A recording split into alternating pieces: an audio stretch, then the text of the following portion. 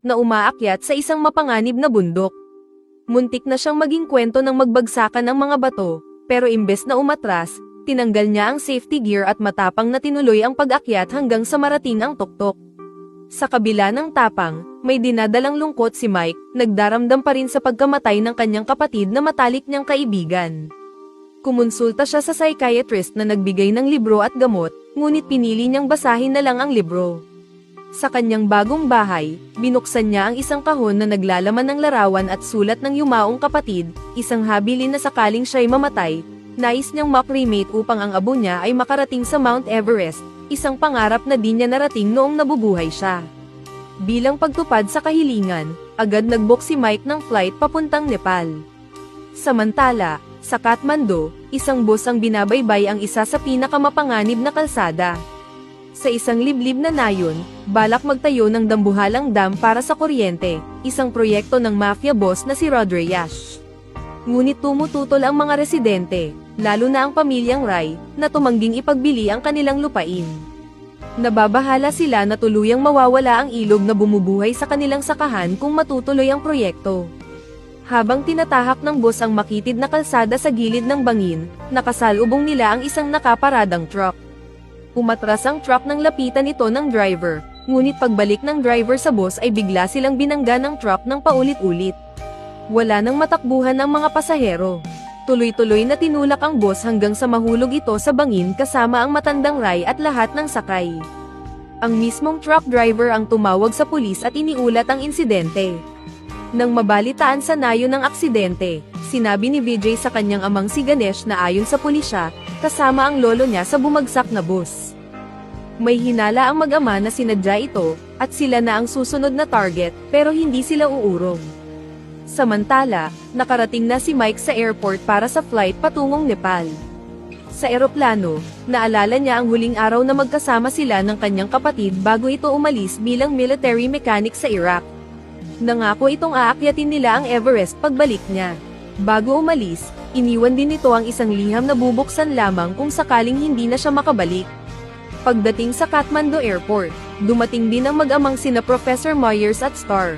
Ilang sandali pa, nakalabas na rin si Mike at piniling maglakad patungo sa kanyang hotel. Kinabukasan, handa na si Mike sa pag-akyat ng Mount Everest. Sa tapat ng hotel, nakilala niya ang tour guide niyang si Donnie Yangchen, na una niyang inakalang lalaki. Habang naglalakbay, nag-alala si Mike kung kakayanin pa niya ang akyat, pero pinalakas ni Donnie ang loob niya at nangakong siya ang magdadala ng oxygen. Sa biyahe, nadaanan nila ang grupong militar. At muli niyang naalala ang kapatid na si Gertie, na nasawi sa isang labanan sa lugar na iyon. Di nagtagal, dumating sila sa lugar kung saan sasakay ng bus patungong Everest Base Camp. Sa hindi inaasahan, naroon din ang mag-amang Myers na sasabay pala sa kanila. Nang inilagay ni Star ang kanyang bag sa compartment ay may nahulog ngunit nagkibit balikat lang siya. Pinagsabihan siya ni Donnie, ngunit hindi siya natinag. Ang kanyang ama na si Professor Myers na lang ang pumulot at humingi ng paumanhin. Umalis na ang bus na minamaneho ni Spike, isang banyagang matagal nang naninirahan sa Nepal. Sa biyahe, lumapit si Mike sa kanya, humanga sa lumang makina ng sasakyan. Natuwa si Mike nang malaman na kahit luma na ang bus ay maayos pa rin ang makina. Bilang dating driver at mekaniko ay humanga siya sa tibay nito. Samantala sa palengke, nakatanggap si Vijay ng tawag mula sa kanyang ama na pinapapunta siya sa kanilang lihim na cabin. Binalaan siya na mag-text lang gamit ang lihim nilang code. Hindi alam ni Vijay, sinusundan na pala siya ni Najit at Yug, mga tauhan ng sindikato. Sumakay si Vijay sa bus ni Spike, at sumunod na rin ang mga kidnapper. Kaalis pa lang ng bus, pinukpok na ni Jit si Vijay kaya nawalan ito ng malay. Tinutukan nila ng baril si Spike at pinilit na dumaan sa ibang ruta. Kinuha rin nila ang cellphone ng lahat at itinapon sa bintana. Sa tensyon, sinabi ni Donnie kay Mike na sa Nepal, pinapatay ng mga kidnapper ang lahat ng saksi. Dahil pareho silang may kasanayan, agad silang nagplano ng paglaban. Nang may tumawid na kawan ng kambing, napilitang huminto ang bus. Sinamantala ito ni Donnie at kinuha ang isang piko, na ibinigay kay Mike. Sinira ni Mike ang gulong para magdulot ng aberya. Nang lapitan ni Jit ang pinanggagalingan ng usok ay doon na nakita ni na Mike at Donnie ang pagkakataong lumaban. Habang kumakabig ang boss sa kalsada, inatake ni Mike si Yug habang si Donnie naman ay nakipaglaban kay Jeet. Nasaksak ni Mike si Yug at nahulog ito sa labas ng bus. Tumulong siya kay Donnie, ngunit malakas si Jeet kaya hirap silang dalawa. Nakita ni Star ang baril na nahulog malapit sa kanya. Nang makita niyang nahihirapan sina Mike at Donnie ay agad niya itong inabot. Sa tamang tiyempo, nagamit ni Donnie ang baril at napatumba si Jeet. Habang nagaganap ang gulo, nawalan ng kontrol si Spike sa bus. Kumabig ito papunta sa bangin. Agad nagsilabasan ang mga pasahero, nanginginig sa takot. Si Mike lang ang naiwan sa loob para kunin ang urn ng kapatid, ang dahilan ng kanyang paglalakbay. Maingat niya itong kinuha kahit nasa bingit ng panganib. Dumating ang mga pulis at pinigilan ang bus sa pagbagsak. Tinulungan nila ang mga pasahero, dinala sa klinika si VJ, at dinakip si Jeet. Nagpahinga ang grupo sa kalapit na nayon. Malaki ang sira ng bus, pero nag-alok si Mike ng tulong bilang bihasang mekaniko.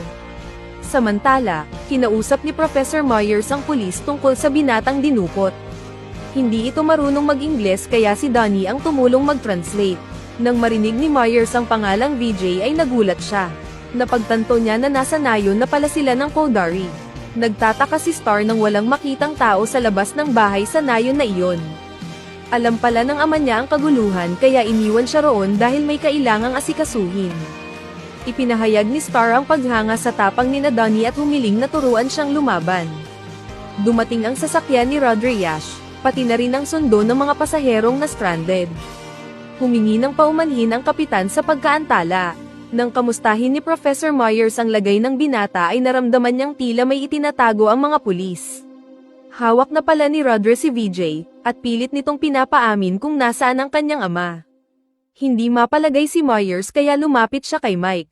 Napag-alamang miyembro siya ng Human Rights Watchdog, at nais lang matiyak ang kaligtasan ng anak ng pinuno ng nayon, lalo't pinaghihinalaan niyang kasabwat ang ilang pulis sa sindikato.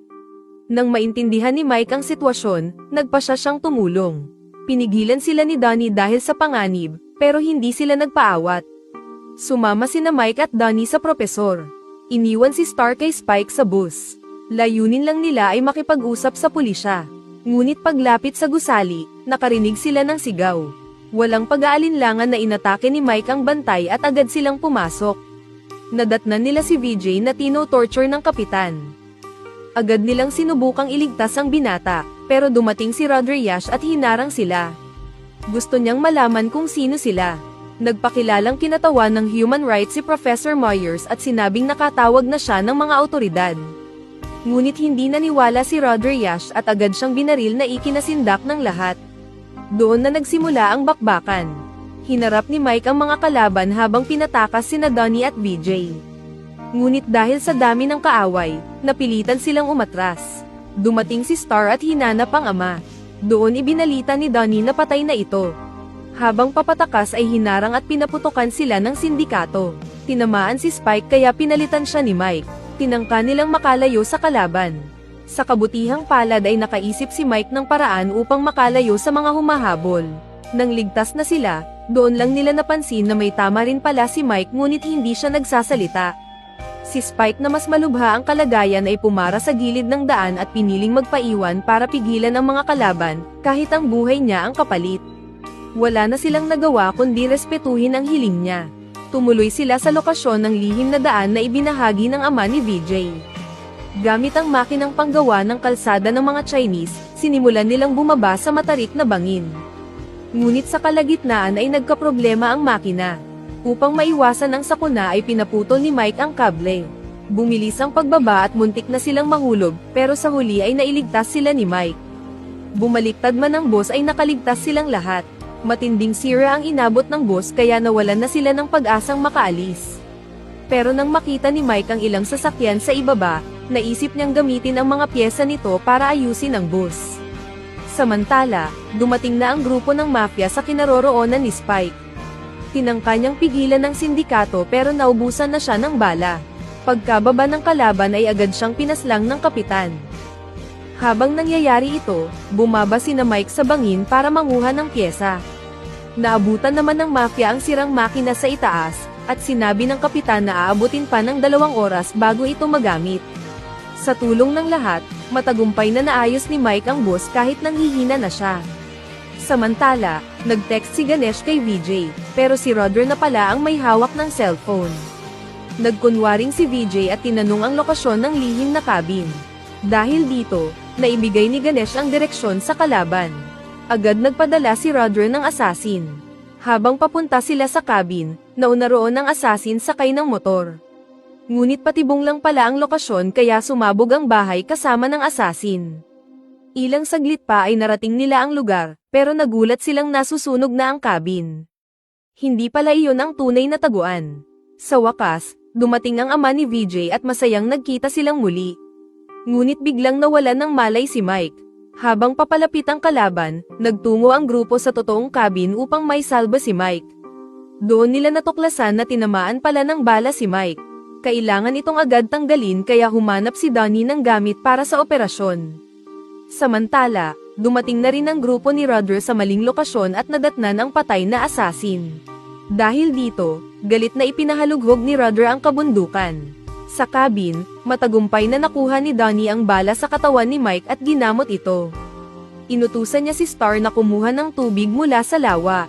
Ngunit habang nasa lawa si Star ay may narinig silang paparating na motor. Agad na nagkagulo sa loob ng cabin at nagtago ang lahat. Nang pabalik na si Star ay nakita siya ng kalaban. Mabuti na lang at dumating si Donnie sa oras para iligtas siya. Hinanda ng lahat ang armas sakaling umatake ang kalaban. Dahil sa insidente, buong gabing tinuruan ni Donnie si Star kung paano lumaban. Kinabukasan, nagising si Mike at pinagalitan siya ni Donnie dahil hindi niya pinaalam ang tama ng bala sa katawan niya. Agad silang umalis patungong border ng China, ang kanilang tanging ligtas na daan. Para makatawid, kailangang isakay ang bus sa crane. Ngunit natunton na ni Rodger ang kanilang ruta. Habang isinasakay ang bus, dumating ang grupo ng mafia. Nagpaiwan ang ama ni VJ para pigilan sila. Tinamaan siya, pati na rin si Donnie habang sinusubukang hadlangan ang mga kalaban. Pagdating ng grupo, agad nilang pinigilan na makatawid ang bus sa kabilang kalsada. Sa harap ng lahat, walang awang pinaslang ng mafia boss ang tanging hadlang sa plano niyang itayo ang dam, isang karumal-dumal na tagpong nasaksihan ng buong grupo. Upang matiyak na matutupad ang kanyang plano, ipinautos ni Rodger sa mga tauhan niya na patayin ang lahat. Ngunit nakahanap ng tiyempo si Mike at nakaganti mula sa likuran, dahilan para magkagulo at magkawatak-watak ang mga kalaban. Sa kasamaang palad ay naubusan siya ng bala. Kaya tumawid siya sa kabilang panig upang muling makuha ang kontrol sa crane. Nagawa niya ito matapos talunin ang malupit na si Jeet. Tumalon siya pabalik at muntik na siyang mahulog sa bangin, mabuti na lamang at agad siyang tinulungan ni VJ. Kasabay nito, pinasabog ni Donnie ang imbakan ng gasolina, dahilan upang tuluyan na nilang matakasan ang mga taong halang ang kaluluwa. Subalit nakasunod pa rin ang grupo sa pagtawid at agad silang hinabol ng kapitan at ni Jeet na buhay pa. Kinailangan nilang marating ang border ng China sa pamamagitan ng isang tunnel. Nagkaisa silang muli upang pigilan ang mga tauhan ni Rodger. Nang paputukan ng RPG ang bus ay nagawa itong maiwasan ni Mike, pero tinamaan ng itaas ng dadaanan nilang tunnel. Agad niyang pinaharurot ang sasakyan bago pa ito gumuho at matagumpay silang nakapasok sa loob. Gayunpaman, nauna nang nakapasok sa tunnel ang kalaban na nakamotorsiklo, habang ang kapitan naman ay dumaan sa ibabaw ng burol upang makahabol. Plano ng nakamotor na pasabugin ang tunnel upang hindi na sila makalampas. Mabuti na lang, bago ito sumabog ay nagawa ni na Mike na makalabas sa tamang oras. Dahil sa lakas ng impact ay nawalan ng malay si Donnie. Nakasunod pa rin ang kalaban at wala nang ibang magagawa sina VJ at Star kundi lumaban kahit kulang sila sa kasanayan. Ilang saglit pa ay nagdesisyon si Jeet na akyatin ang bus. Wala nang laban sina Mike at Donnie, kaya pinasa na ni Mike kay VJ ang manibela upang harapin ang kalaban. Malaking bagya na nagkamalay si Donnie na agad ding sumali sa laban, ngunit sadyang napakalakas ng babaeng assassin. Nagawa rin ng kapitan na makasampa sa bus at agad niyang inatake si Mike. Kapitan laban kay Mike at ang assassin laban kay Donnie. Tinulungan ni Star si Donnie at nang sila na ang magkaharap ng kalaban ay ginamit niya ang natutunan na siyang naging susi upang masipa ni Donnie ang assassin palabas ng bus. Nang makuha ni Mike ang urn ng kapatid ay ginamit niya ito laban sa kapitan hanggang sa may hulog niya ito sa harapan ng boss na naging dahilan din upang maalis ang kapit ni Jeet sa boss at tuluyan na silang nahulog sa bangin. Ligtas na sila sa wakas, ngunit alam nilang hindi pa tapos ang lahat hanggat hindi nawawala ang ugat ng kaguluhan, ang mafia boss na si Rodra. Muling hinawakan ni Mike ang manibela upang balikan ang mafia boss at tapusin ito. Habang binabaybay ni Rodra ang gilid ng bangin ay nasalubong niya ang boss. Walang pag-aatubiling binangga ni Mike ang sasakyan nito, hanggang sa tuluyan ng mahulog sa bangin ang kotse sakay ang mafia boss. Sa pagkawala ni Rodra Yash, muling nanumbalik ang kapayapaan sa nayon.